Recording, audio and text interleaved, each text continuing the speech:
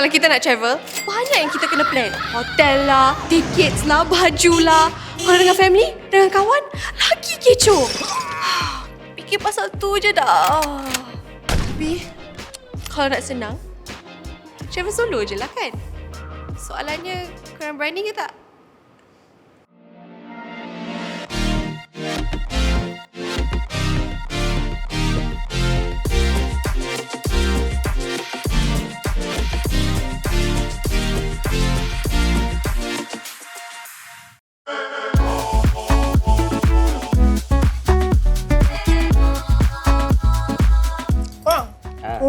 Nak pergi skydiving dekat Australia. Pergi kan? Dengan siapa? Pergi seorang lah. Takut pergi Apa seorang. nak takut? I also just came back from New York. Okay je masih hidup.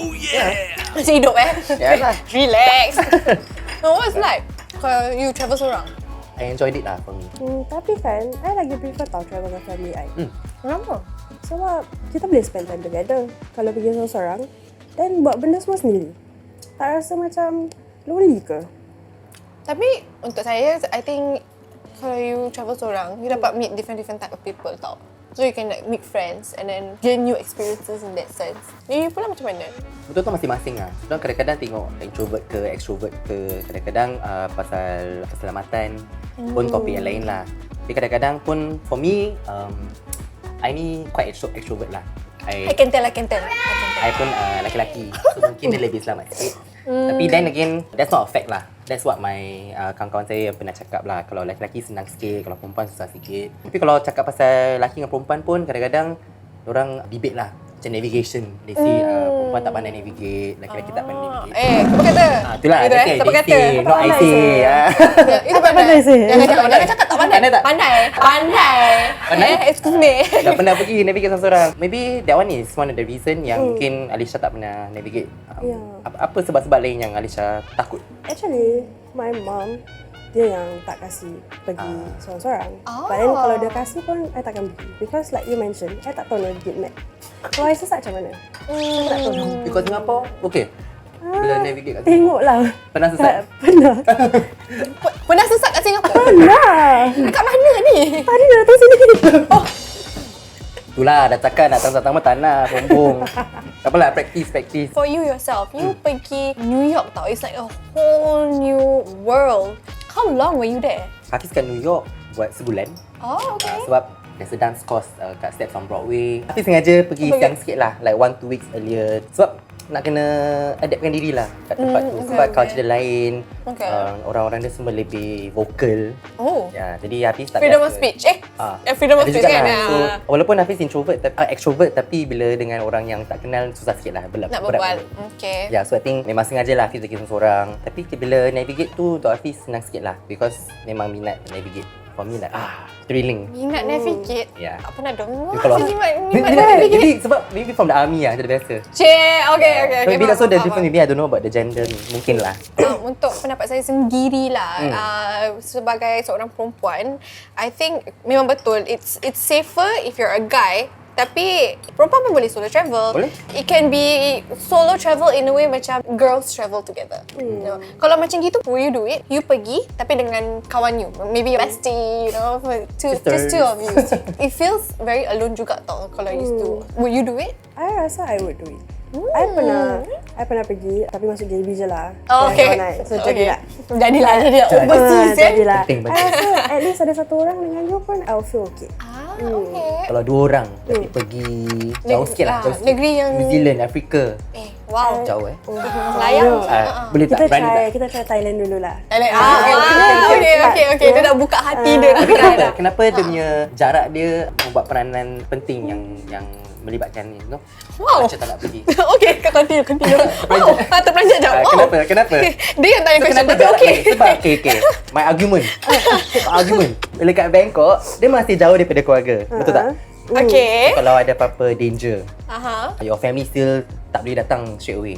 For example. Tapi kalau kat Afrika pun sama situation, cuma what makes it harder? Apa yang lebih susah kalau jauh? I rasa kalau you pergi negeri yang jauh gitu, you tak kenal diorang punya culture.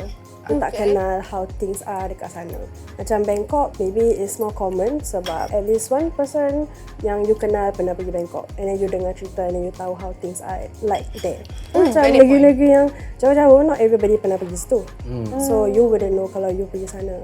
Dan you tak pernah dengar macam experience orang ke. Kalau dah pergi Bangkok dengan bestie ni, dah maybe 10 kali dah biasa.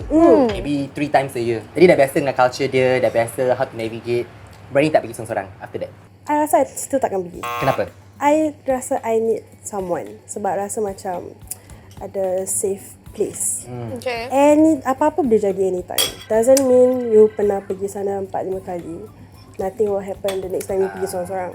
Mana tahu this time you pergi seorang, pasport hilang ke, luggage hilang ke, siapa nak tolong? Oh, okay. So you ada this mindset in a way whereby you takut things like this will happen. Then you ada already like macam preset of things that you worry about.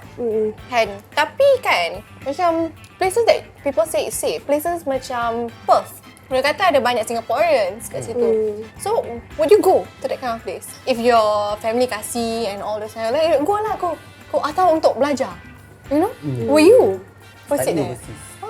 Kalau ada strong reason to go, like studying overseas, then maybe I'll consider. Tapi kalau untuk melancong seorang-seorang je, I masih rasa yang kalau pergi melancong seorang-seorang ni, rasa macam lonely. Nak buat apa seorang-seorang? Pergi shopping seorang-seorang, pergi makan seorang-seorang. Best it's called me time. It's called self. Allah, jauhnya me time. Me time dia kena travel. Jauhnya. Macam nak Thai food kan? Pergi mana tadi? Bangkok 10 kali.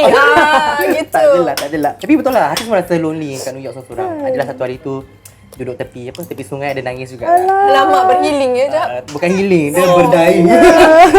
sunyi seorang-seorang. Tempat jauh. Okay.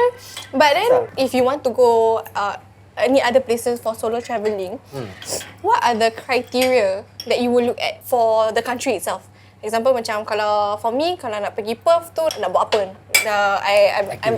What do I have to prepare in advance and stuff like that? So untuk you, how would you choose the country if you want to go solo travelling? Untuk Hafiz, pertamanya kena tahulah what's the special thing about that country. Kenapa kena pergi negeri tu, negara tu. You kena ada purpose, is it? Purpose lah. Buat apa kalau pergi tak ada purpose? Then kalau walaupun tak ada purpose, I mean kalau nak pergi KL, kalau nak just pergi sana, you know what? I just nak pergi overseas. Pergi JB, kena ada purpose. sebab kenapa? Why you choose JB? Sebab dekat. So that's the purpose. You want somewhere near but far. Whatever lah. Purpose. Okay. Kita hidup kena ada purpose. So jadi, betul, you must know the special thing about that country that you choose lah. Kalau macam pergi di Hawaii, Okay. tempat dia nak rasa macam pantai, relax, atau Philippines, Cebu. Then Cebu Island. Cebu best. Okay. So kalau dah pergi tu, then kena fikir lah, is that place macam somewhere yang nak bawa kawan to hang out with, something fun, or you want like alone time, meditate ke yoga, kalau suka nak. So I think those kind of criteria penting for you to figure out nak pergi seorang-seorang, 2 orang, a big group of friends atau family. Sebab friends nak benda lain, keluarga nak benda lain. Yeah, I wouldn't bring my friends where I bring my family, you know what I mean? Yeah, your relationship is different. Okay. If I go New York, tak Pandangan bawa my yang family. berbeza sih. I didn't thought of that also. Where you go matters with who you bring lah. Yeah, who you bring matters.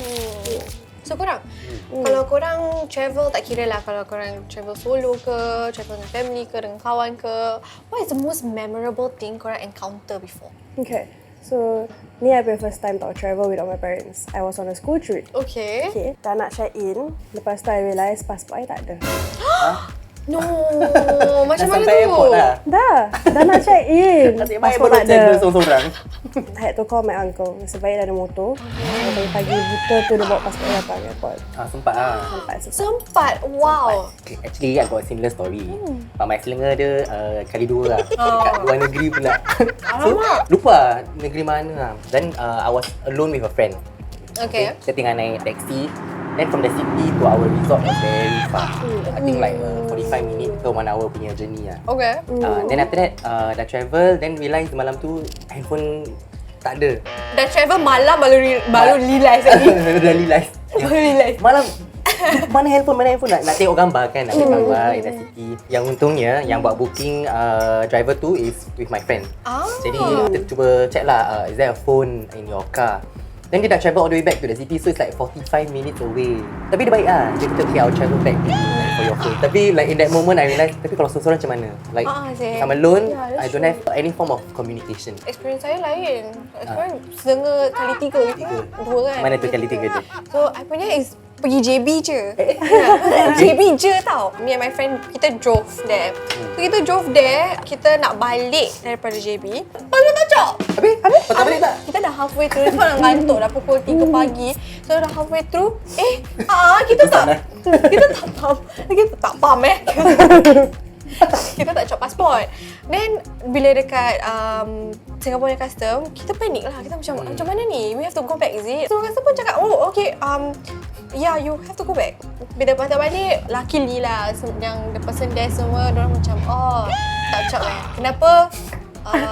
Tak tahu, diorang buka jalan je lah. Diorang macam, masuk sini. Diorang chop. Dah tu je dek. Tu je. Nasib baik is with someone that boleh berbual bahasa Melayu. You know, kalau berbual bahasa Korean, yang saya tahu Annyeong je. Kamsahamnida. Kamsahamnida? Korean juga. Korean juga. Nasib baik. Dia cakap salah. For you, ada any language barrier bila you travel? You also lah. Kalau you travel dengan your family, your friends, have you been to a country that there is all these barriers? Hari tu masa saya pergi Bangkok, orang-orang dia faham lah basic English. Tapi to have a conversation dengan orang is quite susah sebab orang tak berapa faham. So I pakai translator. Wah. I just tunjuk phone je kat orang dan orang faham. Lepas tu orang respon balik. Serious? I pergi 7-Eleven dan nak cari makanan halal yang instant. Okay. Tapi banyak sangat fridge dia. So I tak tahu mana nak check kan. Okay. So I just type dekat Google Translator, tunjuk orang dia. Jadi macam, okay. Dia carikan lah. Dia keluarkan semua makanan-makanan instant. Convenient. Okay. Yeah. So kita semua believe that solo travelling is not for everyone. Macam you pun memang, you know, you've set your heart that you tak nak, and then you prefer, depends in the situation.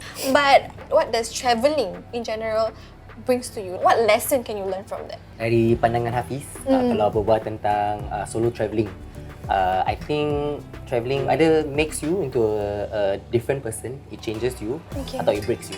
Breaks you? Like what? Break you. Kita dah setuju lah, bukan untuk semua orang. Because some people prefer, some people will like crack under pressure. So it's a test of nak bawa diri. Yeah, for me, ada biasa depend dengan kawan-kawan lah, dengan keluarga to settle. Privilege. Singapore's life very privileged. We can agree on that. I suka travel dengan family sebab I rasa bila kita travel dengan family, kita dapat spend time. Sometimes bila kat Singapore, kita ada dengan family pun, kita tak dapat spend time, busy sekolah, kerja. So the only time yang kita ada to actually spend together is bila kita travel. And then you get to learn tentang karakter masing-masing. I belajar yang adik-beradik I actually jenis yang tak suka keluar. So masa kita kat Bangkok, I kena bookkan dorang Grab tu balik Airbnb dulu. Dan I masih dekat luar, masih happy-happy sampai pukul 1 pagi. And I rasa kalau pergi solo travel and then I under banyak stress sebab risau pasal ni, pasal itu, I rasa I won't enjoy the trip so much. Sebab I'm always followed by stress. For myself, I think it's really independence. I believe it's independence, and macam I also agree in terms of macam dengan family, dengan kawan-kawan lagi best. Sebab you can do things together gitu. But I think kalau it depends on you punya motive and intention bila you travel juga. Kalau you nak self time, me time, definitely seorang kan. Tapi kalau you nak buat macam water activities, macam Impak. all this kan, you definitely macam like boringnya seorang. Like actually ketawa seorang. Jadi dengan apa yang kita tengah berbual pasal travelling, pergi overseas, pergi ni, pergi tu, wah, saya tak sabar nak book sekarang. Mana handphone? Pergi Australia, nak pergi skydiving. Wow, gitu. Ikutlah, Boleh, 3 orang. tak nak. Boleh Langsung lah. Boleh lah. Nanti 3 orang. Siapa bayar? Bayar sendirilah. Tapi I want one day I nak solo.